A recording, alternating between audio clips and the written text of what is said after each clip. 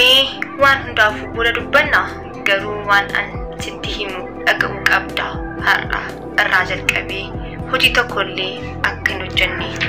Ra ishee dhabdee nabra akka turtu kan godhe Waaqa. Kan shakkiitu yoo jiraate Waaqatu beeka. Ammaaf intalli kun keessummaa keenyadha. Nutis ijoollee dubbaa qabna.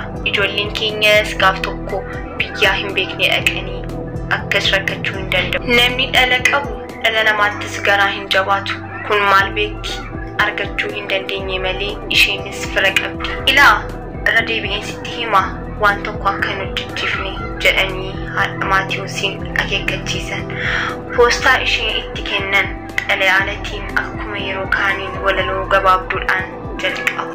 Sirraa fagaadhaan barreesse barreesse attamatti bittee hawwii jaalallee kun rakkoo fakkaannaatiin gaddaa dhufanii abdiin tutatte qormaataanis ni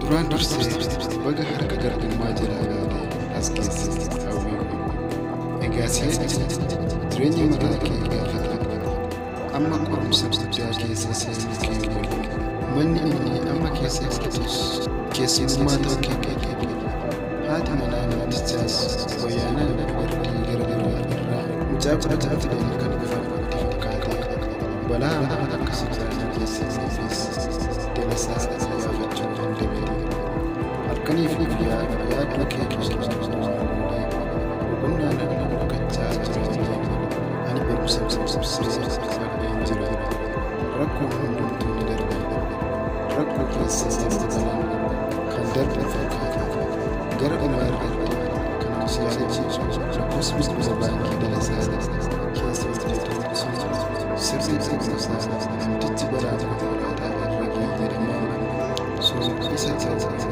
jedhee shakkii lammata dalasaa marsaa fi diidanneessaa mirgiyaa itti fakkaata tarii maqaan isaa sirriitti irraa kan ka'ee akkas jechuun jedhees shakkii mee mana wal'aansa fayyaa diidanneessaa mirgiyaa ciise gaafa mootii eegee ilaala mirkaneeffatu akka xalayaa dhabuus jedhee deefiitii barreesse hanga siyaasa waaqayyo si wajjin haa jaalallee kee gatii jireenya. Hawwiin xalayaa jaalalleen ishee kana allamaa fi sadii irra deebitee dubbistee yaadachiisa inni isheef kenne irra deebitee yaaduu jalqabde. Haati manaa obbo Yaanaa shakkii ishee irratti qabanis xiinxaltee yaadde. Sababii isheetiin haati manaa fi abbaa manaan wajjin dullooman gidduu seentee seexana itti taatee bultii isaanii diigurraa tarkaanfii tokko fudhachuu yaadde.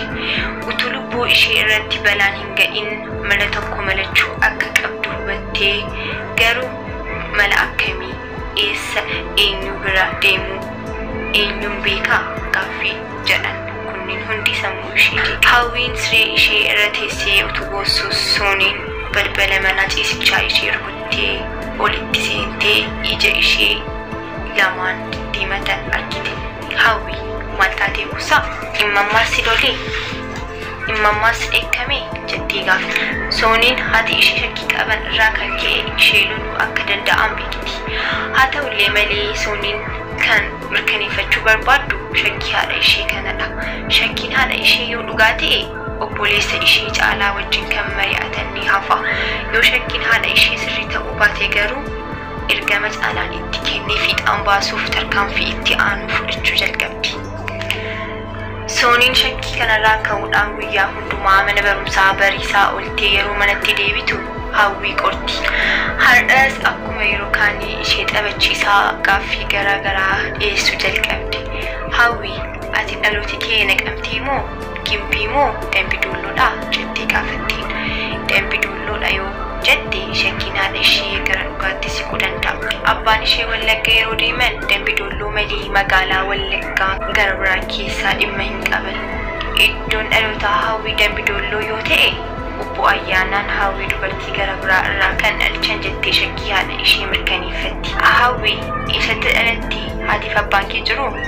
Iddoon dhaloota koo naqamteedha. Haatii fi abbaan koo naqamtee jiru. Maal hojjetu? Abbaan koo ogeessa ijaarsa manaati. Haati koo ammoo farsoo naqxee araqee baastee waldeeggaranii jireenya isaanii gaggeessu. Anaanis akkasitti na guddisan.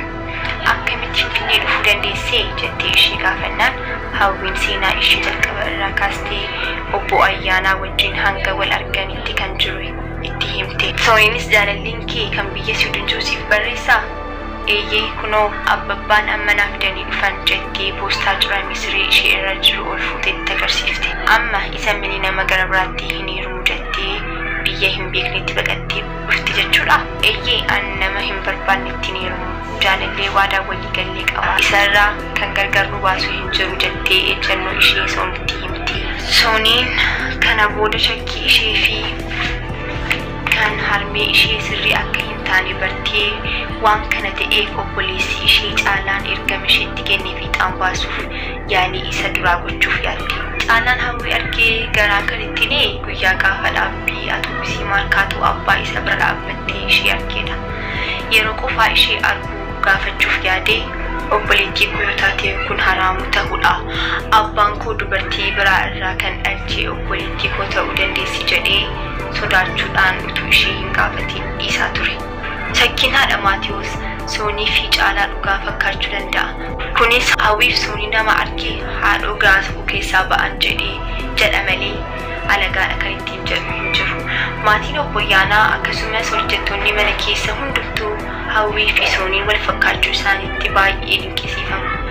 Egaa kanadha kan haadha manaa obbo Ayyaanaa shakkisiise.